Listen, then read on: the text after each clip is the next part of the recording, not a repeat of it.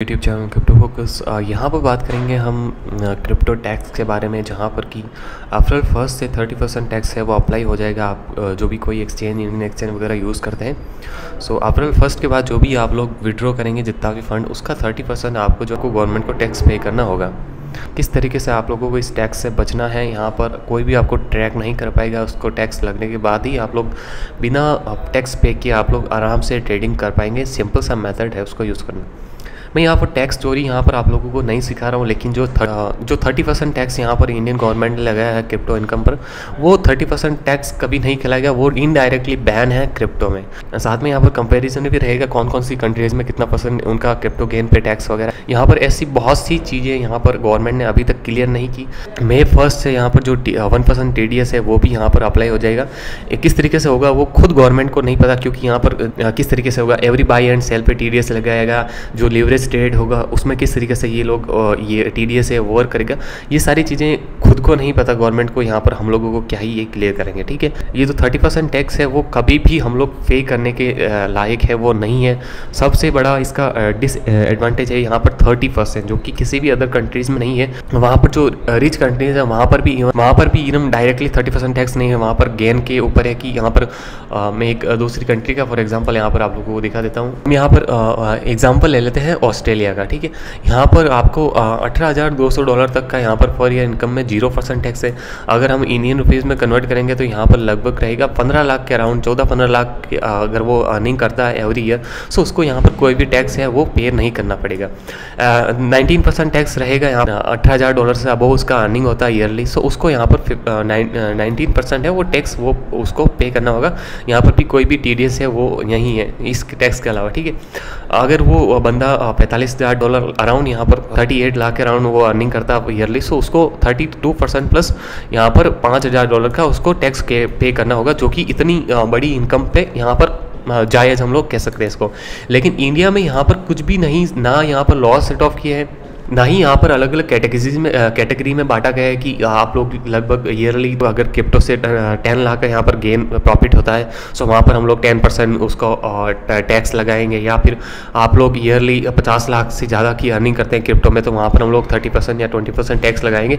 यहाँ पर कोई भी कैटेगरीज में यहाँ पर इन लोगों ने नहीं बांटा, डायरेक्टली 30% टैक्स इस पर थोप दिया। जिस तरीके से गैमलिंग में मनी अर्न करते हैं लोग, जिस तरीके से लोग यहाँ पर गैमलिंग करके सट्टे में लगाकर पैसे जीते हैं, उसी कैटेगरी में यहाँ पर इन्होंने जो है क्रिप्टो को डाल दिया। डायरेक्टली 30% टैक्स है यहाँ पर गवर्नमेंट ने लगा दिया, जो कि कतई है वो जायज़ नहीं है। यहाँ पर इनडायरेक्टली बैन यहाँ पर हम लोग मान सकते हैं क्रिप्टो पर। सो मेरे हिसाब से जो भी इंडियन लोग हैं यहाँ पर, जो कि मिडिल क्लास फैमिली से बिलोंग करते हैं, जो कि अपना घर खर्च वगैरह पॉकेट मनी अर्न करने के लिए क्रिप्टो में इन्वेस्ट करते हैं, छोटा मनी यहाँ पर $100 हो गए, $200 है, उससे कुछ $5-10 अर्न करने वाले 30% टैक्स है वो कभी भी अफोर्ड नहीं कर पाएंगे, ठीक है। ये गवर्नमेंट को भी समझना चाहिए। दूसरी कंट्री को अगर देखे भी लगाए टैक्स, वहाँ पर हालांकि नहीं है ऐसा अदर कंट्रीज़ में। यहाँ पर दूसरी कंपनी जो कंट्रीज़ है उसका भी हम लोग यहाँ पर एग्जांपल लेंगे, सो उनको देख के भी लगाया तो उनको सोचना चाहिए गवर्नमेंट की कि वो रिच कंट्रीज़ हैं, उनके जो भी ट्रेडर्स हैं वो मिलियंस में वहाँ पर मिलियन डॉलर अर्न करते हैं, सो वो अफोर्ड कर सकते हैं उतना tax.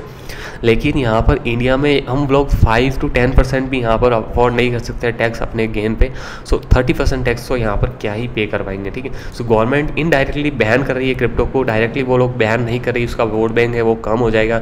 And directly ban possible भी नहीं है, क्योंकि वॉलेट्स है, उनको पता ही है डिसेंट्रलाइज वॉलेट है, टैक्स है, वहाँ पर आराम से लोग ट्रेडिंग करेंगे। और जो टैक्स यहाँ पर थोड़ा बहुत टैक्स मिलेगा इनको 30% लगाने के बाद, वो भी हाथ से चला जाएगा। तो इन लोगों ने यहाँ पर 30% भर के टैक्स यहाँ पर तोहफा है। किस तरीके से आपको उस पर बचना है वो भी हमारे पास सारा कुछ है, क्योंकि इस तरीके से सिचुएशन से निकलने के लिए ब्लॉकचेन सिस्टम है वो काफ़ी है। जो भी सेंट्रलाइज चीज़ें हैं उनके अगेंस्ट यहाँ पर कंट्रोल से बाहर निकल के चीज़ें करने के लिए ब्लॉकचेन सिस्टम है वो काफ़ी है करंट में। सो यहाँ पर हमारे पास बहुत सारे ऑप्शंस हैं जिस तरीके से हम लोग टैक्स है उसको बच पाएंगे उससे। सो कनाडा भी हम लोग कनाडा का एग्जांपल भी लेंगे तो यहाँ पर 15% टैक्स होगा $50,000 तक की इनकम का। यहाँ पर फर्स्ट यहाँ पर $50,000 की इनकम पे यहाँ पर 15% टैक्स होगा, जो कि आधा है, ठीक है। 40 लाख के अराउंड यहाँ पर जो भी फर्स्ट 40 लाख की इनकम होगी उस पर सिर्फ 15% टैक्स है, जो कि कनाडा में, जो कि एक रिच कंट्री हम लोग मान सकते हैं। वहाँ पर अच्छी खासी लोगों के पास जॉब है, बिजनेस है, मोस्टली वहाँ पर लोग हैं वो अच्छा जीवन व्यतीत कर रहे हैं वहाँ पर, ठीक है। लोग जान लेते हैं किस तरीके से आप लोगों को टैक्स है उससे आप लोगों को बचना है। फर्स्ट यहाँ पर अगर आप कोई इंडियन एक्सचेंज यूज़ कर रहे हैं, सो अभी आपके पास टाइम है, अप्रैल 1 से यहाँ पर आप लोग कुछ भी नहीं कर पाएंगे, टैक्स आपको पे करना होगा। सो सबसे पहले आप लोगों को क्या करना होगा, आपका फंड जो भी इंडियन एक्सचेंज पे पड़ा है उसको डायरेक्टली है वॉलेट में बस सेंड करो। जो भी फंड आपका इंडियन एक्सचेंज पे पड़ा है उसको ट्रांसफ़र करो एक ऐसे सेंट्रलाइज एक्सचेंज पे जहाँ पर कि आपकी KYC की नीड ना हो, और अच्छा खासा अमाउंट का वो लोग फंड है वो ट्रांसफ़र कर सकते हैं अनवेरीफाइड अकाउंट से।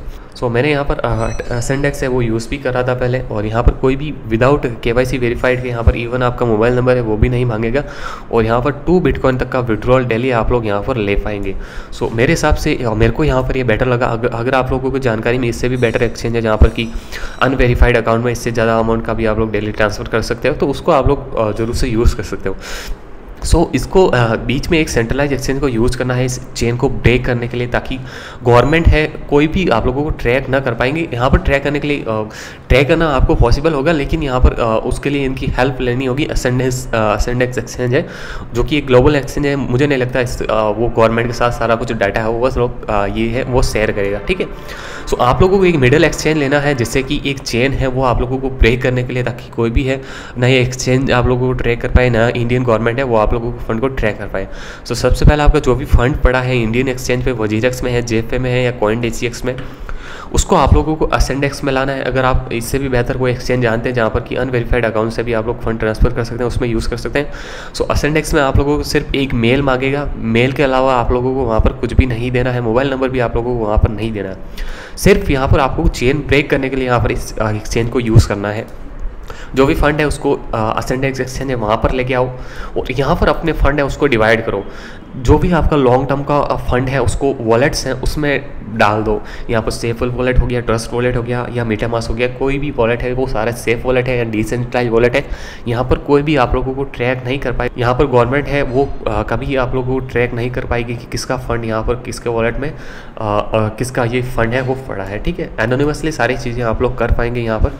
तो जो लॉन्ग टर्म का फंड है वो आप लोगों को वॉलेट में स्टोर करके रख देना है। ट्रेडिंग भी करनी है तो यहाँ पर आपके लिए बहुत सारे ऑप्शंस हैं, बहुत सारे डेक्स हैं वो अवेलेबल है जो कि सीधा वॉलेट से कनेक्ट होते हैं, जैसे PancakeSwap हो गया, यूनिसेफ हो गया। सो डिफरेंट चेन के लिए डिफरेंट डेक्स हैं वो बने हैं। BSC इथेरियम चेन पे, एवलॉन्च है, जो भी डिफरेंट चेन है उनके लिए डिफरेंट जो डेक्स हैं वो यहाँ पर ऑलरेडी बने हुए हैं। बहुत सारे डेक्स हैं वो आप लोगों को मिल जाएंगे अगर आपको ट्रेडिंग करना है यहाँ पर वॉलेट में, ठीक है।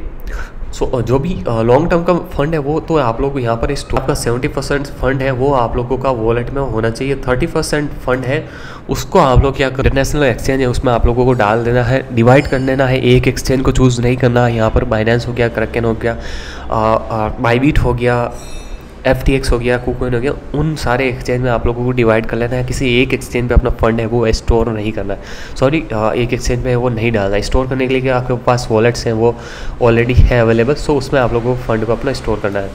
सो लिवरेज ट्रेड करते हैं आप लोग, सो आपके लिए इंटरनेशनल एक्सचेंज ही सेफ़ यहाँ पर होंगे।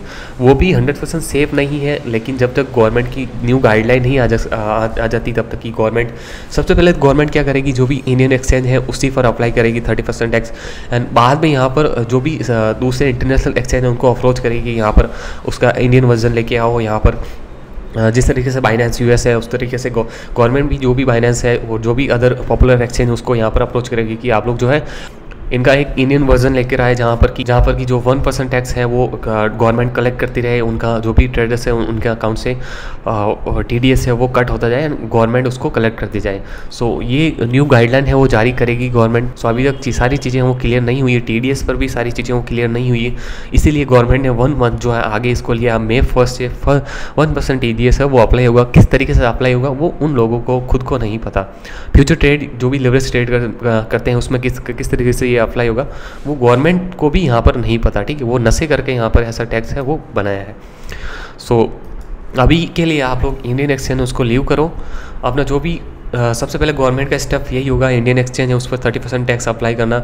जब कभी भी बंदा उसको विड्रॉ करेगा तो 30% टैक्स है वो ऑटोमेटिकली उसमें कट हो जाएगा उसके फंड में से। लॉस सेट ऑफ नहीं होगा, आपने अर्न किया या लॉस करके कि आप लोग फंड को विड्रॉ कर रहे हो अपने अकाउंट में, सो वहाँ पर आप लोगों को 30% टैक्स पे करना होगा। इवन यहाँ पर आप लोगों ने अर्न भी नहीं किया 0%, ठीक है। सेकेंड यहाँ पर पॉसिबल है कि जो भी इंडियन गवर्नमेंट है, जो भी इंटरनेशनल एक्सचेंज है उनको यहाँ पर दबाव बनाएगी इंडियन वर्जन लाने को, और वहाँ पर सारा डेटा है वो इंडियन गवर्नमेंट के साथ शेयर करने को यहाँ पर इन एक्सचेंजेस को बोलेगी, ठीक है। सो मोस्ट सबसे बेस्ट ऑप्शन आपके लिए वॉलेट सी होगा। ये किसी के कंट्रोल में नहीं है, कोई भी इनको ट्रैक नहीं कर सकता, कोई भी यहाँ पर इस पर कंट्रोल नहीं कर सकता। सो सबसे बेस्ट ऑप्शन आपके पास होगा जो भी वॉलेट्स है वो। अगर आप फ्यूचर ट्रेड करते हैं तो आपके लिए इंटरनेशनल एक्सचेंज है, कुछ टाइम के लिए यहाँ पर आप लोगों के लिए सेफ होंगे। सो होप सारी चीज़ें हैं वो आप लोगों को समझ में आ गई होगी। सिंपल सा, अगर आप लोग लॉन्ग टर्म से इस मार्केट में है, यहाँ पर चीज़ों को समझते हैं किस तरीके से सारी चीज़ें वर्क करती है, आप लोग आराम से यहाँ पर बच पाएंगे। आप लोगों को 0% टैक्स यहाँ पर पे करना होगा। आप लोग जो टेंशन लेते हैं कि यहाँ पर हम लोगों को फ़ंड को विड्रॉ करने के लिए INR में कन्वर्ट करने के लिए यहाँ पर इंडियन एक्सचेंज है उस पर आना ही होगा, सो ऐसे नहीं है। यहाँ पर P2P ऑप्शन है, बना ही इसीलिए ऐसी सिचुएशन में काम आने के लिए। इवन यहाँ पर ऑफलाइन भी हमारे पास ऑप्शंस हैं। अगर आप SXC एजेंट को जानते हैं, ऐसे बहुत सारे एजेंट्स हैं जो कि वर्क करते हैं, जो भी बड़े बड़े अमाउंट में फ़ंड विड्रॉ करते हैं, तो वो एजेंट्स इसमें काम आते हैं, जो कि एक चेन का काम करते हैं, जिसको बड़े अमाउंट में उसको क्रिप्टो परचेस करना है गवर्नमेंट की नज़र से बच के। सो वो लोग उस एजेंट के पास जाते हैं जिसको सेल करना है बड़े अमाउंट्स पे। सो ये सारे अभी बहुत सारे ऐसे एजेंट्स हैं वो ऑफलाइन वर्क कर रहे हैं गवर्नमेंट से बच के। सो अगर आप उससे भी आप लोगों को कोई कॉन्टैक्ट है तो आप लोग उसका हेल्प लेके आराम से अपना फ़ंड उसको विड्रॉ कर पाएंगे। एंड P2P ऑप्शन हमारे पास बचा ही है, जहाँ पर कि KYC की वहाँ पर नीड होगी। एंड यहाँ पर P2P के लिए हमारे पास सेंट्रलाइज एक्सचेंज है, बहुत से ऑप्शन है, यहाँ पर सिर्फ एक ही ऑप्शन नहीं है। ऐसे लोग यहाँ पर बाइनेंस है, इंडियन वर्जन लेके आ गया है और वहाँ पर 30% टैक्स लगा दिया। सो वहाँ पर हमारे पास और भी दूसरे ऑप्शंस होंगे। सो यहाँ पर टेंशन लेने की बात नहीं है। जो भी इस मार्केट में थोड़ा ओल्ड है वो सारी चीज़ों को समझता है, आराम से यहाँ पर 30% टैक्स से बच जाएगा। यहाँ पर टैक्स चोरी मकसद नहीं है बताना, लेकिन ये 30% टैक्स है वो कहते हैं टैक्स नहीं है, इनडायरेक्टली बैन है। हम लोग यहाँ पर मिडिल क्लास फैमिली से बिलोंग करते हैं, जो कि अपना खर्च निकालने के लिए यहाँ पर ट्रेडिंग करते हैं, यहाँ पर फंड कभी कभी लूज़ भी कर देते हैं। यहाँ पर इतना टाइम देने के बाद, इतना यहाँ पर अपनी बेजमारी करने के बाद अगर हम लोग कुछ अर्न करते हैं और उसमें भी गवर्नमेंट सारा का सारा समेट लेती है, तो यहाँ पर नॉर्मल ट्रेडर को बहुत गुस्सा आना ही है। वो यहाँ पर टैक्स पे करना तो छोड़ो, यहाँ पर गालियाँ देके जाएगा। एंड इंडियन एक्सचेंज भी यहाँ पर बहुत सारे दबाव में है। एंड साथ में जो इंडियन एक्सचेंज है उनकी भी फटी फटी, वो लोग जानते हैं कि यहाँ पर इंडियन ट्रेडर्स हैं वो यहाँ पर कंटिन्यूसली शिफ्ट हो रहे हैं इंटरनेशनल एक्सचेंज पे। जो भी डाटा उनके पास आ रहा है, इसी वजह से जो निसल सेठी है, जो वजीरेक्स के CEO हैं, उन्होंने गवर्नमेंट के अगेंस्ट यहाँ पर कुछ ट्वीट वगैरह भी किया था। इन लोगों को भी पता है जब टैक्स लगने के बाद मोस्ट अमाउंट में यहाँ पर 90% ट्रेडर्स हैं वो इंडियन एक्सचेंज को यहाँ पर क्विट कर देंगे। यहाँ पर बहुत बड़ा लॉस होगा इंडियन एक्सचेंज को। सो यहाँ पर आपके लिए बेस्ट ऑप्शन इंटरनेशनल एक्सचेंज ही होगा, जब तक कि कोई न्यू गाइडलाइन गवर्नमेंट की तरफ से यहाँ पर नहीं आ जाती है। यहाँ पर आप लोग इवन टैक्स लगने के बाद ही आराम से आप लोग अपना फंड है वो ट्रेडिंग कर पाएंगे, टैक्स पे विड्रॉ आराम से P2P के जरिए आप लोग बैंक में ले पाएंगे। सो होप सारी चीज़ें यहाँ पर क्लियर हो गई होगी। आज के लिए बस इतना ही, ऐसे ही वीडियोज़ इस चैनल पर आपको कंटिन्यूसली मिलते रहेंगे। सो आज के लिए बस इतना ही, मिलता है नेक्स्ट वीडियो में, तब तक के लिए गुड बाय।